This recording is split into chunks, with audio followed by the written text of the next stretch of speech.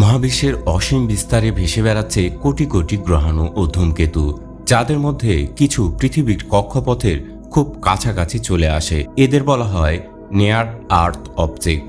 বিজ্ঞানীরা মনে করেন এদের যে কোনো একটি যদি পৃথিবীতে আঘাত হানে তবে তার প্রভাব ভয়াবহ হতে পারে। প্রায় 66 মিলিয়ন বছর আগে একটি বৃহৎ গ্রহাণুর আঘাতের কারণেই ডায়নোসরদের বিলুপ্তি ঘটে বলে ধারণা করা হয়। ইতিহাসে তুলনামূলক ছোট আকারের ধ্বংসযজ্ঞ ঘটেছে, যেমন 1908 সালের সাইবেরিয়ার বিস্ফোরণ, যেখানে প্রায় 2000 বর্গ কিলোমিটার জঙ্গল নিশ্চিহ্ন হয়ে যায়, অথবা 2013 সালের রাশিয়ার উল্কাপাত, যেখানে 1500 মানুষ আহত হয় এবং হাজারো ভবনের কাঁচ ভেঙে যায়। এই উদাহরণগুলোই প্রমাণ করে যে আকাশ থেকে আসা হুমকি বাস্তব এবং এর বিরুদ্ধে সুরক্ষা এখনই জরুরি। আর এই হুমকির মোকাবেলায় কাজ করছে নাসার প্ল্যানেটারি ডিফেন্স কোঅর্ডিনেশন অফিস। তারা মহাকাশ পর্যবেক্ষণ, নতুন প্রযুক্তি উদ্ভাবন এবং জরুরি পরিকল্পনা তৈরি করে রাখছেন। এই দলে কাজ করেন বিজ্ঞানী, প্রকৌশলী এবং মহাকাশ প্রযুক্তি বিশেষজ্ঞরা, যাদের বলা হয় প্ল্যানেটারি ডিফেন্ডার্স, পৃথিবীর মহাজাগতিক প্রহরী। তাদের কাজ হলো আকাশে সম্ভাব্য বিপজ্জনক বস্তু শনাক্ত করা, তাদের কক্ষপথের পূর্বাভাস তৈরি করা এবং প্রয়োজনে প্রতিরোধমূলক ব্যবস্থা গ্রহণ করা। প্ল্যানেটারি ডিফেন্সের ইতিহাসে সবচেয়ে বড় অর্জন হলো ডার্ট মিশন। 2022 সালের সেপ্টেম্বরে নাসার মহাকাশযান ইচ্ছাকৃতভাবে ধাক্কা দেয় ডিমোফোস নামক একটি গ্রহাণুর উপগ্রহে। আঘাতের ফলে এর কক্ষপথ প্রায় 32 মিনিট পরিবর্তিত হয়। নাসার প্রধান বিজ্ঞানী টমাস জারবুচেন বলেছিলেন, আমরা প্রথমবারের মতো প্রমাণ করেছি যে মানবজাতি গ্রহাণুর গতিপথ পরিবর্তন করতে সক্ষম। এটি মহাজাগতিক প্রতিরক্ষার জন্য ইতিহাসে এক অনন্য মাইলফলক। এই সাফল্যকে বিজ্ঞানীরা তুলনা করেছেন পৃথিবীর জন্য এক ধরনের বীমা পলিসির সাথে। বর্তমানে নাসা নিও উইস্ট টেলিস্কোপ ব্যবহার করে আকাশ স্ক্যান করছে। এখন পর্যন্ত প্রায় 30,000-এরও বেশি নিও শনাক্ত করা হয়েছে। তবে বিজ্ঞানীরা জানাচ্ছেন পৃথিবীর কাছাকাছি যেসব ছোট গ্রহাণু রয়েছে তাদের অনেকেই এখনও শনাক্ত করা যায়নি।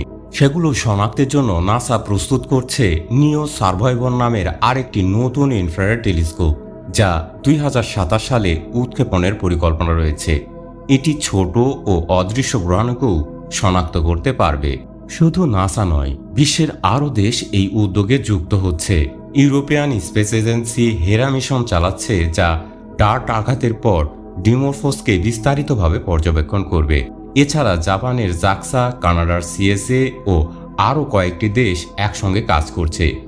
আন্তর্জাতিক সহযোগিতার মাধ্যমে গড়ে উঠেছে মহাজাগতিক প্রতিরক্ষার এক বৈশ্বিক নেটওয়ার্ক। ইএসএ এর বিজ্ঞানী আন্দ্রেয়া রেলিন এক সাক্ষাৎকারে বলেন, গ্রহাণুর আঘাতের ঝুঁকি কোনো নির্দিষ্ট দেশে নয়, বরং পুরো মানবজাতির। তাই এই লড়াই আমাদের একসাথে লড়তে হবে। বিজ্ঞানীরা জানান, পরিসংখ্যান অনুযায়ী পৃথিবীতে 140 মিটার বা তার চেয়ে বড় আকারের গ্রহাণুর আঘাত গড়ে কয়েক হাজার বছরে একবার ঘটে। তবে ছোট গ্রহাণু যেমন 50 মিটার ব্যাসের প্রতি কয়েক শত বছরে একবার পৃথিবীতে প্রবল ক্ষতি করতে পারে। এই কারণেই প্ল্যানেটারি ডিফেন্ডার্স নিয়মিত কম্পিউটার সিমুলেশন চালান। যেমন কোনো গ্রহাণু যদি 10 বছর পর পৃথিবীর দিকে ধেয়ে আসে, তবে কত আগে সেটিকে শনাক্ত করতে হবে, কিভাবে কক্ষপথ সরানো সম্ভব, কিংবা সংঘাত ঠেকানো না গেলে কিভাবে ক্ষতিগ্রস্ত অঞ্চল থেকে মানুষকে সরানো হবে। এই সব প্রচেষ্টা মানব সভ্যতার জন্য নিঃশব্দে রক্ষাকারী ঢাল হয়ে কাজ করছে। আমরা হয়তো এতদিন আকাশের দিকে তাকিয়ে হুমকির কথা ভাবি না, কিন্তু নাসার প্ল্যানেটারি ডিফেন্ডার্স দিনরাত আকাশের প্রতিটি অজানা ছায়ার উপর নজর রাখছে। তাদের কাজের মধ্য দিয়েই আজ পৃথিবী কিছুটা হলেও নিরাপদ। সবশেষে বলা যায়, প্ল্যানেটারি ডিফেন্ডার্স কেবল বিজ্ঞানীদের একটি দল নয়, তারা আসলে আমাদের অস্তিত্ব রক্ষার যোদ্ধা। মহাকাশ যতই অজানা হোক না কেন, পৃথিবী নামের ছোট্ট গ্রহটিকে টিকিয়ে রাখতে তারা লড়াই চালিয়ে যাচ্ছেন।